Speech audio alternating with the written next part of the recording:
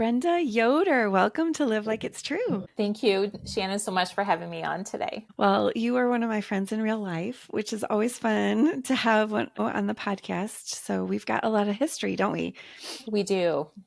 Yeah, I think most significant to me is we were part of a mastermind group for several years and just really enjoyed sharing life with you there, talking shop a little bit, but we mostly just shared our lives in that group. And that was very life-giving to me. Yeah, I think so too. And I think when you're in the writer speaker world, it's so important to have those in-person friendships and encouragement outside of work because it can be work that is really isolating. And I loved your encouragement and opening up your home and your heart. And you do that here on the podcast for others too. Yeah, no, it was great. I remember a couple phone calls that you and I had. I think it was during the pandemic where I was having a meltdown and you were like, okay, let's calm, let's think about this carefully. And, you just are you have a very calming, wise presence. And I just really appreciate that about you. Oh, thank you very much. So I'm going to read your professional bio for those who don't know you. You are a counselor, a career woman, and a busy mom who raised your kids on a farm in the heart of Amish country.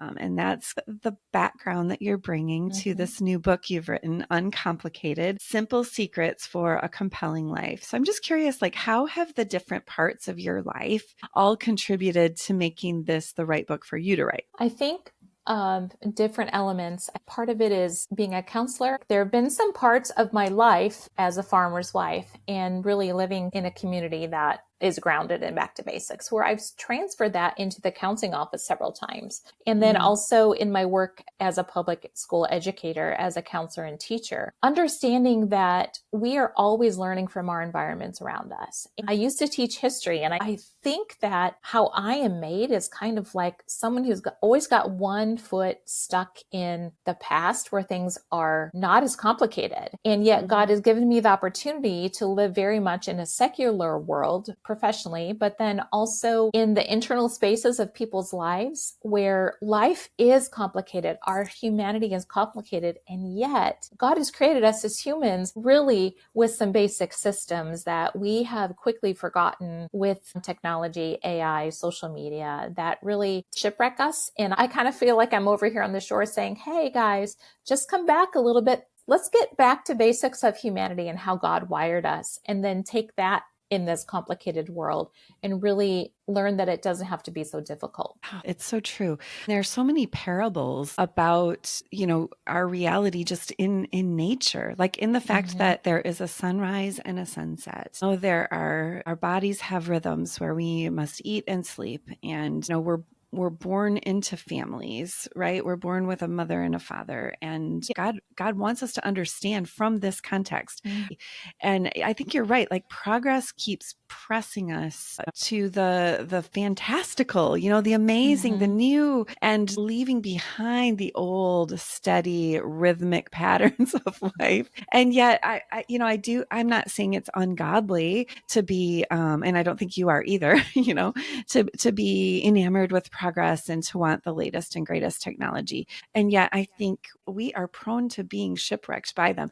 Can you give a couple examples of how progress is pressing us into things that are harmful for us or negative? Yeah, I think one of the simple things is really what we put before our eyes. So one thing I really realized during the pandemic is that for me in a community where I don't live with horse and buggy, I live with all the modern technologies, but my neighbors don't. So physically seeing a horse and buggy go down the road during the pandemic when culture around us did not know how to deal with basic things such like food distribution. And then I was sitting on my front porch and I saw my neighbors go by with horse and buggy, which we see all the time. Yeah. But it showed me that old processes, human processes still work. I think in the process of writing Uncomplicated, but also in the process of working with young kids in a K-4 school, we need to see things modeled for us. And when we see things modeled for us, then there's an innate calming presence that happens in our brain. Then that lessens our anxieties. Our heart goes into a more rhythmic, calm breathing pattern, and we become regulated because we see with our eyes. Our brain says it's going to be okay because look, this is happening and you don't need to freak out. You don't need to have anxiety. Just like when a newborn baby is startled or they get scared by a loud noise and they look to their mother or caregiver's face, and the response of the caregiver's face either accelerates that child's being alarmed or it calms them. And when we as a society remove ourselves from God's natural rhythms, such as nature or natural processes, and when we replace it with social media, with all of this artificial visual images that give us a million messages in the course of our day, we do not have the capacity, our brain doesn't have the capacity to sort through all of those different images and the messages. And so we end up just soaking in like a sponge everything that's coming before our eyes without stopping and pausing to really think through what is relevant, what is true, what is harmful, what is not harmful. And so it's more than just slowing down. In writing Uncomplicated, I've realized people tend to think a simple life means that you don't have trouble. And I'm like, no, actually, life is complicated. Uncomplicating your life really is about sifting through not just physically what we have in our spaces, but what we have in our mental spaces, what we have in our heart, what we put before our eyes, where we put our body. And the rise of depression and anxiety is very much tied to the amount of social media. Jonathan Haidt has a lot of research out, especially in his brand new book, The Anxious Generation, about that. And, God did not create us as humans to dwell in a space of overload. He designed us to be interdependent on him, on nature, and other people. And we really just have to bring ourselves to a place where we pare down what we're allowing our mind and our heart and our body and our eyes to interact with. That's so good. I'm just thinking like, lift your eyes, right? Lift your eyes to nature, lift your eyes to the face of a loved one. Lift your eyes to the Lord through his word, right? And you consistently help us do that. You take these beautiful pictures of do you call it a farm? I think you call it a farm, or is your homestead? It's our property. We have a 7-acre property ourselves that is nested within a family farms. Okay. We have our own little spot that's in a bigger, about 1,500 acres family farm that we share with Ron's brothers. Okay.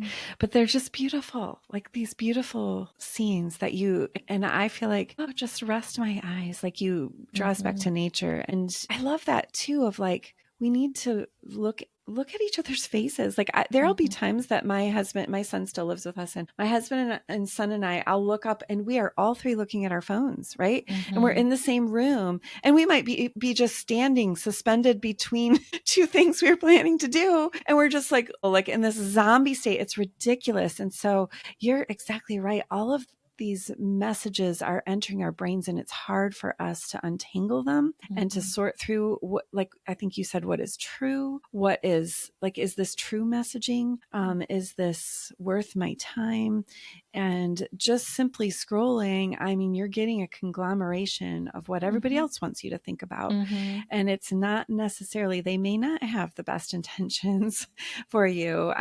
So I think being mindful of all that. So in the book, you have included 10 timeless virtues, mindsets, and behaviors drawn from past generations to overcome practical obstacles and solve daily challenges with a calm presence, authentic faith, and a voice of reason. My goodness, what a compelling description, Brenda. I love that. Can you give us the 10 timeless virtues? And we're going to zone in then on one of these timeless virtues, and we're going to look at a story from the Bible that kind of exemplifies that. But go ahead and give us all 10 if you don't mind. Sure. And I'm just going to say that these are kind of virtues, skills. I had someone ask me, like, what are these? Are these life lessons? Are these values? Are these skills? And I kind of laughed because really again, we've complicated things because what we believe is what we think is what we do. That's cognitive behavioral therapy. That's human behavior. So these are just things that we are putting before us. And so you're exactly right. They're virtues, they're life skills, they're things that the more we practice, the more we get more familiar with them. But they include contentment, resourcefulness, prudence, which is that careful forethought before you act, practicality, fidelity, forbearance, and equanimity, which are big old-fashioned words for having a calm even-mindedness in difficult situations, stewardship, interdependence, groundedness and humility, and then foresight as it pertains to heritage and legacy. Okay, very nice. And okay, so the one that we're going to kind of zone in on is stewardship. That's the chapter of your book that we're going to kind of have in the backdrop as we talk about the parable of the Good Samaritan. And so I don't know that I would have necessarily thought of stewardship as pairing with this, with like, that's not my immediate takeaway is like, I'm a steward. And yet when I read your chapter, I'm like, oh yeah, I do see how this works together. So what I want to do is just kind of reshare this story. I'll just give a quick summary of it. And if our listeners want to do a deep dive into the story, we had a recent episode where Amy DiMarcangelo and I really dove deep on this story. She wrote a whole book called Go and Do Likewise. So let me just tell the story. And then I want to focus on two things that pair with what you're sharing here, Brenda. So the story goes, it's found in Luke chapter 10, 25 through 37. And there's this expert in the law who stands up to kind of challenge Jesus. And he says, teacher, how can we have eternal life? And, that's Jesus has asked that several times in the Gospels. And he turns the guy back to his Bible or to his, his scroll, his Old Testament, what's written already. And the guy answers correctly, love the Lord your God with all your heart, your soul, your mind, and your strength, and then love your neighbor as yourself. And so this man, he wants to get specific. I mean, you can't really qualify how you love God with all your heart, soul, and mind. That's kind of internal work, but he points to the external. Jesus says, love your neighbor as yourself. And he's like, okay, so wanting to justify himself, he's like, who's my neighbor? This guy, he wants to draw in boundary lines to make sure he's doing it all right. So who's my neighbor? What's the parameter? Who qualifies as a neighbor and who's not a neighbor? And so then Jesus tells the story about the Samaritan, the Good Samaritan. And he tells the story about a man who's headed from Jerusalem down to Jericho. And as he's traveling, he gets attacked by robbers and he's beat up and he's robbed and he's left bleeding on the side of the road. And so there are two different Jews who kind of step around him. They go to the other side. The first is a priest and the second is a Levite. These are the good guys. These are thought to be the good neighbors, but it's the Samaritan who's passing by. I know Samaritans were their enemies. There was a lot of racial prejudice and tension between the Samaritans and the Jews. And so it's the Samaritan who sees the man bleeding and he comes over and he uses oil and binds up the man's wounds, brings him to some sort of hotel and pays for the guy to be cared for there. And he's like, if there's any additional expenses, I'll cover it. Just take care of him. And then Jesus turns the question back to the guy who originally asked. And he says, which of these three proved to be a neighbor? This man, he wants to justify himself. Who's my neighbor? And Jesus turns it back and says, who proved to be a neighbor? And of course, he answers that it was the Samaritan. And so the first thing that stood out in this story for me was how Jesus turned the tables and makes us identify with a man who gets beat up and robbed. And he's like, okay, if you're the one bleeding on the side of the road, how do you want those parameters to be drawn? Your next door neighbor, someone within a mile from you, or just anybody who encounters you. And of course, we want the boundaries to be wide when we're the one in need, right? But I think it's the second thing that I notice in this parable that makes this complicated. I mean, that first, what I just shared, like that, oh, it's so uncomplicated. Let's just be kind and show mercy to everyone. But this thing that stood out in my conversation with Amy DiMarcangelo was the risk involved with mercy. So there's risk, right? When we were talking, I told her there was this image on Facebook where somebody had put a picture up that it was like this road, and there were these boards with nails sticking up in the board, like 3/4 of the way across the road. So you couldn't go around them. And the question was, what would you do if you came across this? And in my head, I'm thinking, well, duh, you get out and move it and then drive past. And so I'm like, what am I missing here? And I read some of the comments, and someone said just what I had said. And then someone else responded, yes. And then you'd be dragged off into the woods and you would be robbed. And I was like, oh yes, I am that person who would be dragged off into the woods, because I just have grown up in a world where I don't have to worry as much about risk. There are people who are much more wise. And so in my conversation with Amy, we were talking about how, like, okay, if this guy is bleeding on the side of the road, what everybody else is aware of that you and I might not be, those robbers are still close by. And if you come over and help the guy, well, you could be beaten up and robbed too. And so it took great risk, right, to go and help the man. And so that's where I feel like this issue gets complicated. So talk to us about stewardship and how that relates to this conversation about being a good neighbor. Yeah, so I'm really glad you brought that up, because I gave a couple of examples of taking the risk to help someone in this chapter. I just wanted to define stewardship real quick, because it may be a term that a lot of people only think about financial stewardship, perhaps. But stewardship, a steward of someone or something, is guided by responsibility and accountability for what is entrusted to their care, both now and in the future. So I want people to really think about that. Stewardship goes beyond just giving a tithe. It goes into what we are entrusted to care and protect.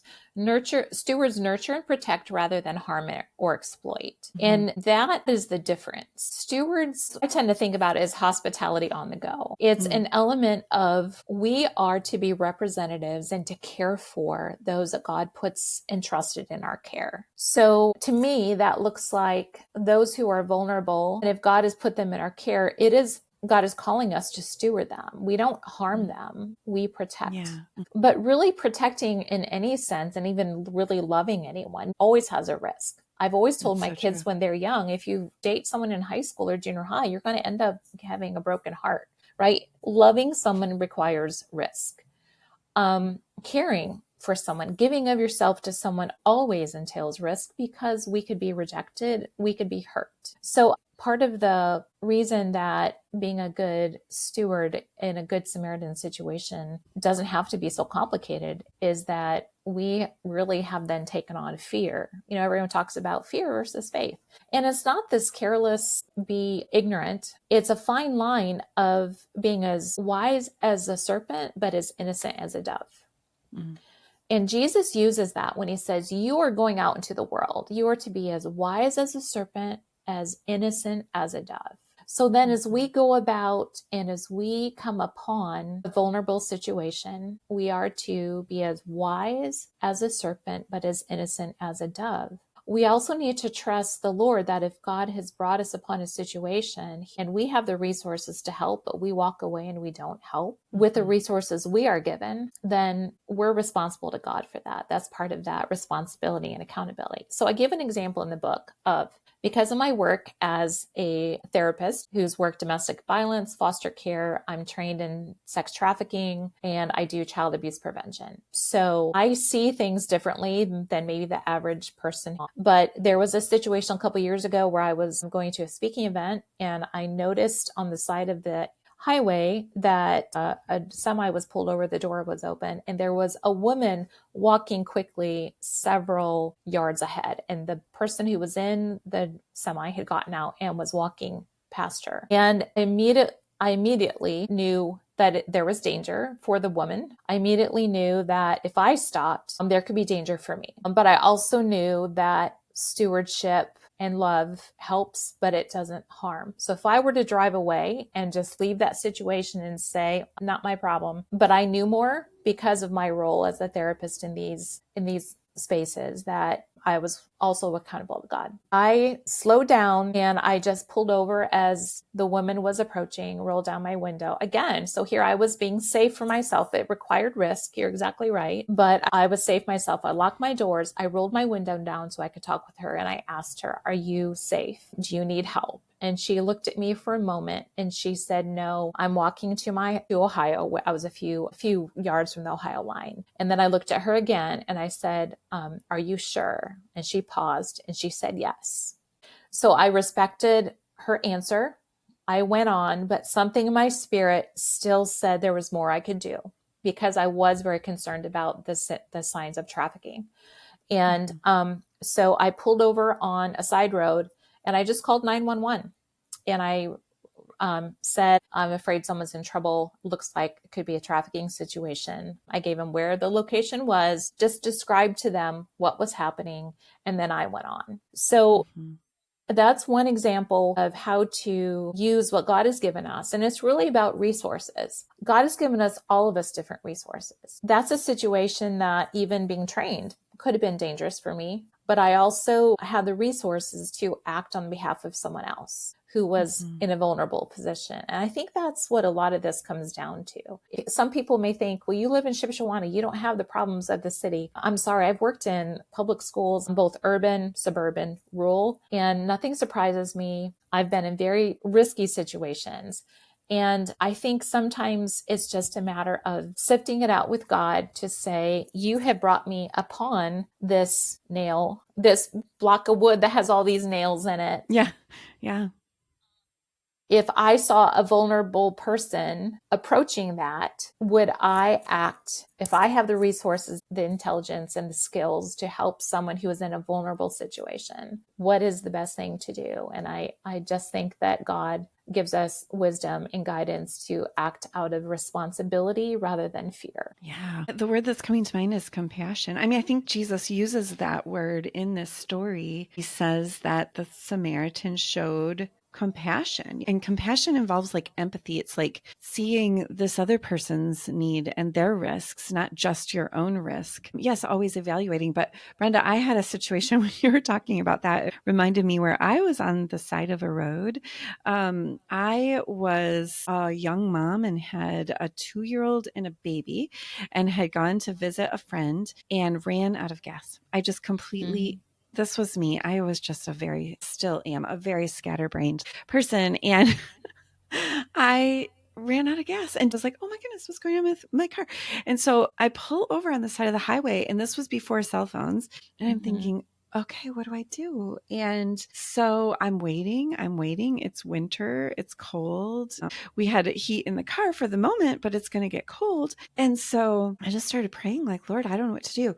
Well, this semi truck pulled over, and this guy got out and asked, are you okay? Can I help you? And I'm like, well, I think I've run out of gas. And he's like, hop in, I'll take you. So, I mean, honestly, my heart was pounding because I'm like, I don't know you. Like, this is scary. But I am kind of like at the mercy right now of a stranger being able to help. And it had been a while since somebody pulled over, and I didn't know, like, it was kind of a out in the country kind of place. So I got in the cab with this truck driver with my baby and my 2-year-old. And so then we get to the gas station, and I realized, oh my goodness, I have no cash. I don't even think I had a credit card for some reason. I don't know. Maybe I had forgotten my wallet, or I don't remember what it was, Brenda, but I was like, oh, I feel so dumb. Well, he not only paid for the gas can, and then he drove me, back an exit and then back to my car. This man went the extra mile. He showed such compassion on me, and he was kind. He was respectful. I was like, thank you, Lord, that you sent someone who had compassion and had empathy. And I think in order to even see the person on the side of the road, right, you have to imagine how that feels to be them. And I'm not just talking about roadside situations. I mean, we're talking about all the situations in life, right? Where someone is going through grief, they're going through loss, they're going through conflict, they've gotten bad news, they're in a financial crisis, in a relationship crisis, all of these different situations that overlap our lives. I feel like in our day and age, we can really just be withdrawn and not even Mm-hmm. thinking, not even seeing, like we talked about, lifting our eyes and seeing other people. It's really not complicated. And I think that's why I chose this particular virtue or skill, is because in kind of, again, going back to the community that I live in, we're an Amish Mennonite community. Actually, we're just voted one of the best small towns in America. And also Wow. we're a very big tourist area. We're also voted the best Midwest tourist destination just this year.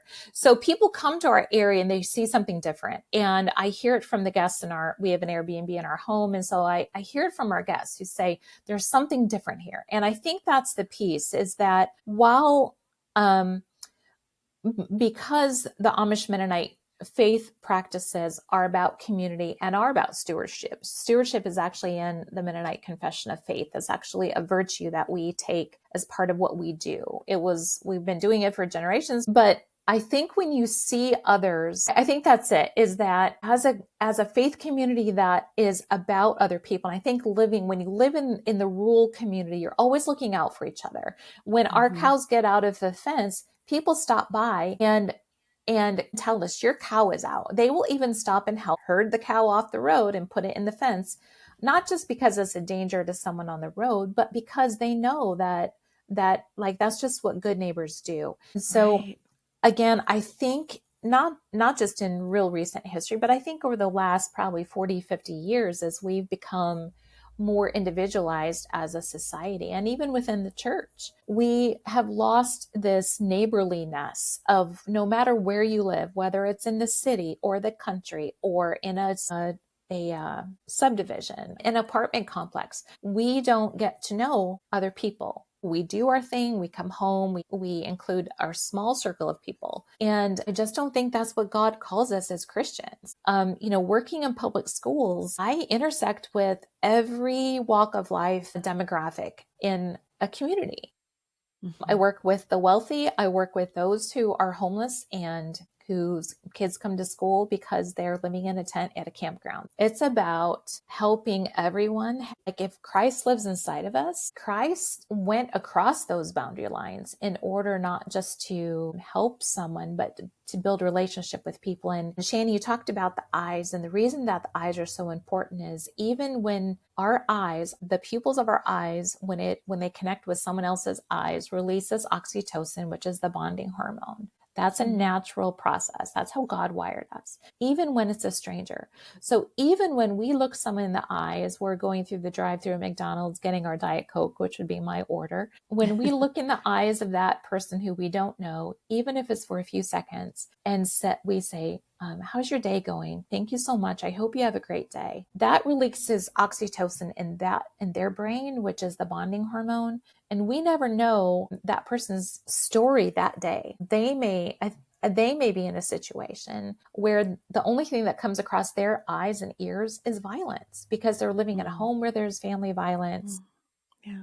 They don't know Jesus. They've never been to a church. And so the only highlight of their day is going to work. I think as Christians, if we took ourselves outside of what does feel comfortable and cross lines like the Good Samaritan parable shows us how to do, we would not be as frightened to cross some of those lines that Mm-hmm. feel vulnerable and scary to us, because we would have a little bit, again, confidence and wisdom. Wisdom comes with trying something and realize, oh, that wasn't so smart. I'm going to do that differently the next time.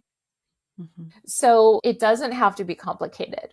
I think we just have to practice it more. And it Yeah. doesn't have to Yeah. look like the most risky situations. It just looks like starting to notice others and realize the importance of our impact as a Christian, Christ living in us, and being the hands and feet of Jesus to someone else. Yeah, that's so good. I am thinking of the idiom that Jesus used. The idiom is, do you have a bad eye? Like, they used having a bad eye for to express stinginess. And the Mm-hmm. idea behind that was like, your eye, you're not even seeing the person next to you in need. Mm-hmm. Like, you're not even, your eyes must be bad. Don't you even see that this person beside you is in danger, or they have a need, or they're a human being and they're worthy of your honor and your respect? And the idea of like your community watching out for somebody's cows, or they're even keeping an eye on each other's property. That is not city life. That is Mm-hmm. not right there. So I tend to think of this as we went from like riding on the bus to having our own car to Mm-hmm. driving into a driveway and a garage door that goes down. Like you just, right back when you were a kid riding the bus with others Mm-hmm. or taking public transit, you're just rubbing shoulders. Your eyes are open. You don't have a bad Mm-hmm. eye. You don't forget your neighbor as easily. But what I'm hearing you say is like, okay, you can live with acres and acres around you and still have a good eye and see the other people that you are a steward to do them no harm, to do them good. What if we had that sort of mindset? Yeah, and I think that's why this book I'm really passionate about those things, and really wanting people to know, like, it's not about where you live, it's not about your environment. God has Yeah. created all of us as humans the like with the same processes. I think of my niece who lives in Manhattan, and she doesn't own a car. She rides the subway everywhere she walks, and she's taking the same principles, living them out in a different way, in entirely different circumstances, but it's about seeing other people. Hmm. It is less about where you live, and it is more Hmm. about who we are called to be in today's generation. And I think that's my challenge to the readers and to the listeners, is that every point in time, even biblical times, humans had the same problems, just a different set of the scene of what it looked like. Hmm. And God has created us no different. We don't evolve. We adapt to be who God has called us to be in a time and place. So when it comes to stewardship, Viktor Frankl, who is a Holocaust survivor, he talked about we all can either exist in life or we can color in the circle around us that God has given us. So when I think of stewardship, I think of the woman who is a young mom and she lives in an apartment in a city and far away from her family. Or I think of the college student who is on fire for Jesus, but is going to a secular university. Or I think about the midlife woman who is in her job and she loves her job, but it's getting more difficult because society is getting complicated. It doesn't matter where you live. God has placed us to steward what is around us. And some days that's on a daily basis. That means if we're in a meeting, God has given us stewardship for that space.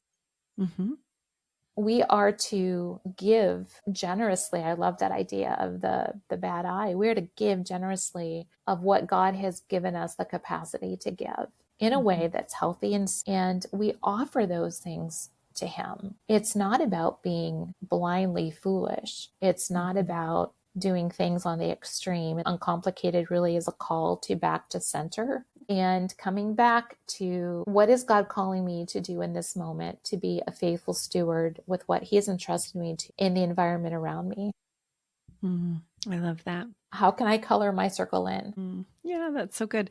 I'm going to read a quote from page 126 of your book. You told this story about this homeless man who stopped at your front door, and your husband so kindly, like, sat with him for hours waiting for his ride to come. You fed him dinner. I thought it was good, probably, that he was on the porch, right? Mm-hmm. That was appropriate. And, you called your husband. You didn't leave the kids to fend for themselves. You called your husband and, got a ride for him. But you said after that story, whether it's a stranger at your door, your family, a neighbor, or an animal, God calls us to steward those he puts in our care. It's a Mm-hmm. quality that permeates my local community and is an important part of an uncomplicated life. And so how do we live like this Good Samaritan story is true? How do we steward Good Samaritan opportunities that are all around us in life? Well, we lift our eyes. We have a Mm-hmm. good eye. We see the people around us. We take a break from all of the messaging and the images coming in through our phones or our screens. We take a break and we look into the eyes of another human being. We make space and we make time for that. and we respond appropriately. So Brenda, thank you so much for this amazing conversation about an uncomplicated life. I hope that our guests will get a copy of the book. Can you tell us a little more where to find you and find the book? Sure. They can find me on Instagram at Brenda Yoder Speaks. I'm also on Facebook at Brenda Yoder Speaker. They can find the book Uncomplicated, Simple Secrets for a Compelling Life on Amazon, all your favorite online bookstores, but also some in-person bookstores too. And ask for it at your library, get it on their shelf. And I would love to hear from you. They can also go to my website, BrendaYoder.com. Okay, we'll send links to all of those things in the show notes. But thank you so much for joining us. And yeah, go live like it's true. Go be uncomplicated, right? Right. And steward your good Samaritan opportunities. Thank you, Shannon.